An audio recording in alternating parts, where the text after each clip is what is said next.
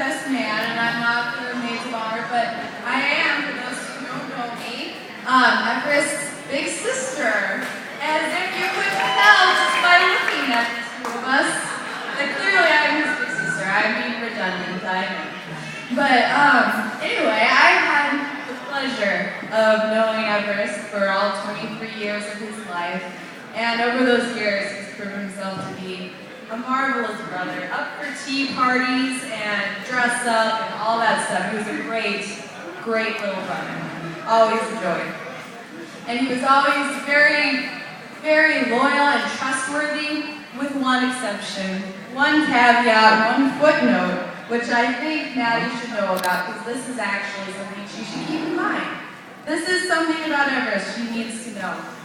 Okay, so I go out fishing with my dad and occasionally my brother. It's been a couple of years with football and getting married and whatever, but a couple of years ago, he was out on the boat with me and my dad and one other guy, and we were all, so the way the fishing openers work, commercial fishing, they give you 7 hours to fish, and then you get 3 hours when they close the waters. And during those 3 hours, you scrub things down, and eat something as fast as you can, and crawl into your bunk and hope you can sleep, even though you're rocking like this the entire time, and you're going to get tossed out. So you try to sleep. And so during one of these 3-hour closures, we were all snugly in our bunks. We were sleeping soundly. It was great. We had to be up in a few hours, but those precious minutes were so good. And then all of a sudden I hear Everest call out, "Mackenzie, Mackenzie, there's water everywhere! There's water everywhere! The boat's sinking!" Oh my gosh! What? So I jump out of bed because the boat's sinking. And then I alert my dad, and this should have been my first warning that something was not quite right. My dad is in the bunk right above him. Why didn't he just let my dad know? He's the one to contact an emergency. I'm just going to grab a fire extinguisher when someone tells me something's wrong, even if it's not like going to fix anything. So, but I wake my dad up then. "Dad, Everest says there's water. We need to get up. We need to go." And so my dad hops out. The other guy who's on the boat with us hops out of his bunk. And we all run out on deck, and we're like running in circles. And, oh my gosh, where's the leak? Where's the water? Where's Everest? Where the heck is Everest? We're looking around. We can't find him. Did you fall over? What the heck? And all of a sudden we hear this really loud snore.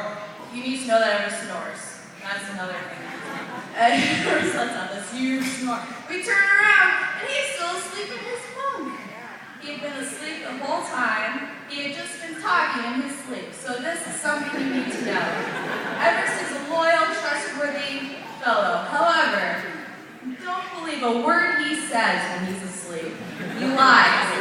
Because we were all up, spinning in circles, in our pajamas, losing precious minutes of slumber, because that guy, in his subconscious mind, played a terrible prank. The boat was not sinking. Everything was fine.